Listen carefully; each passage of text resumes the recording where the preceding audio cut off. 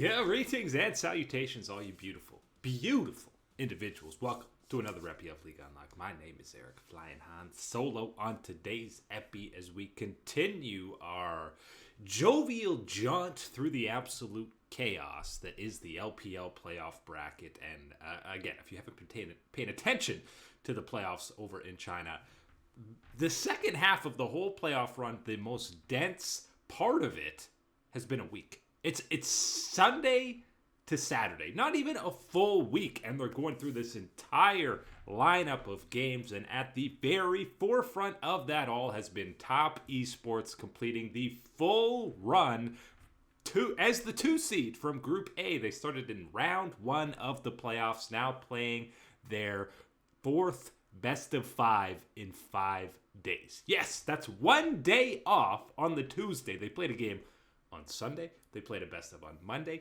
they played one on Wednesday, now they're playing one on Thursday, which is absolutely insane. But perhaps there is something to the myth of momentum, because these boys have seemed absolutely unstoppable, and that's even with a rough game 1 against JDG, which we absolutely did get, and it was Jun who was, I don't want to say the star, but the highlight performance. He controlled the early game for JDG, and then obviously things coming fully to fruition with the Atakan steal, which is the play of the game that basically takes it over for JDG. And unfortunately, if you are a fan of JDG, and we're hoping for that return to the winner's bracket or the grand final, this was really the only highlight from most of the series, and this is the one dud that Kanavi has because Jun outperforms him. Ale has a good Rumble performance, but after that first game, things got a little shaky for JDG, and even more so, it was just standout performances from varying members of Top eSports. Game 2, it was just a gnar difference. 369 steps up to the plate. He has some clean engages on the very last tick of the Mega Gnar. He's getting solo kills on a Corki. He completely dominated the side lane and completely dominated the actual team fight. So 369, 3-9s across the board in Game 2 as we got this one leveled up. A game apiece after that one, and listen, JDG only had a single kill. He had 1 kill that whole game, and yes, it was 369, so he doesn't have a perfect record across the board, but complete domination by him. And then game, really to wrap up the series, it was a Jackie Love masterclass, and we know this dude is one of, if not the most polarizing AD carries in the LPL. You're either calling him a GOAT or you're calling him a donkey because he's not playing well. But game 3, he was GOAT status on the Ashe, showcasing the perfect amount of patience, saving a flash in some of these team fights, and everyone on JDG is going deep trying to take down the Ashe, but he uses a blast cone and then saves the flash for the last minute. This whole game,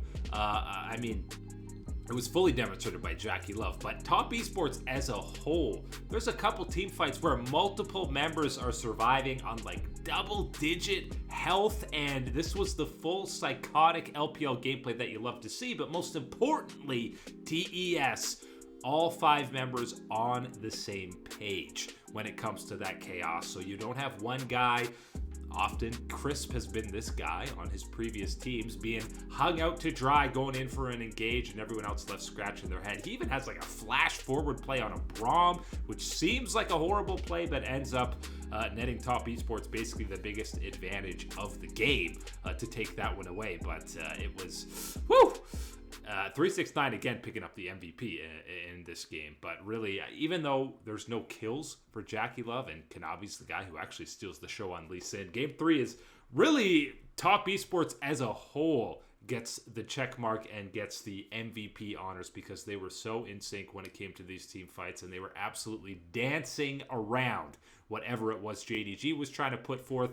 Game 4 is where Jackie Love does get his MVP. He is the guy. Now, a lot of that is because they are spoon-feeding a lot of these kills to him. But my man finishes the game 12-0-9 on the Jinx, and his little Pocket Yordle Crisp on the Lulu 0-1 and 22. So an absolute masterclass out of the bot lane. This is even with Pays getting a cash in on Draven, and maybe you thought he could take over this game, but the rest of TES, Cream and 369 just had they were locked in on this Draven, and he was unable to get anything done on any of these team fights. The last series against BLG, I think we were hyping up Cream. That was far and away his best series performance of the year.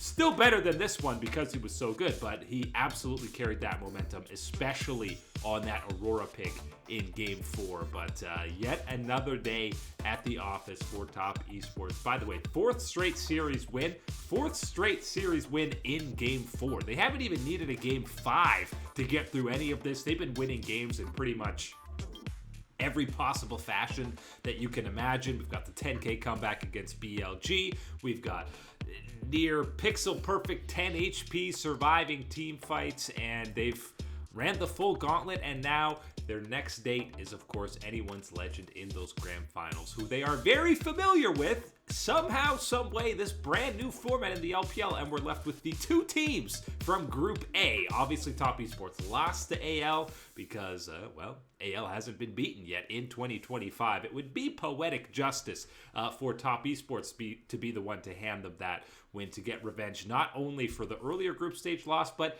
these two teams were in the Demacia Cup finals. And I don't have, the stats on me here, but there's no way we've had a Demacia Cup rematch in the grand finals for the very next split. That is absolute lunacy. And when you look at a lot of the numbers for Top Esports, first and foremost, 16 games in this playoff push, which is to meme on the LTA North again, more than most of the teams combined at this point. But the numbers don't jump out. It's not like they've had pure domination. Their goal differential at 15 for TES, yeah, it's the highest in the league, but it's by like 50 gold. They have the third low. They have less than 50% Baron percentage, which is insane for a team that's winning games to be getting less than half the Barons on the Rift. Obviously, some of that is some come from behind big time comeback victories against BLG and other squads, but this is very much an eye test team. If you look at just the numbers, you say, okay,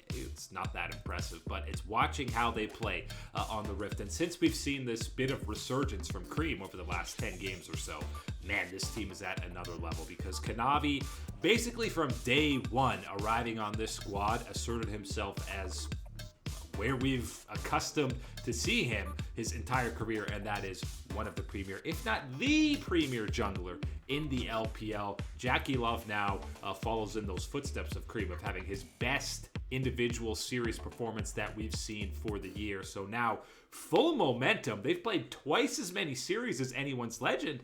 I mean, you beat BLG, you beat JDG. I feel like Top Esports, maybe you're favoring them now in these finals. They're going to get a rare day off. That's right, one single day off on the Friday before they do match up against anyone's legend, with the winner representing the LPL at First Stand, the big international event. But man, that's going to be an absolute banger. AL Tarzan versus Kanavi. Hope playing at the level that he is against Jackie Love.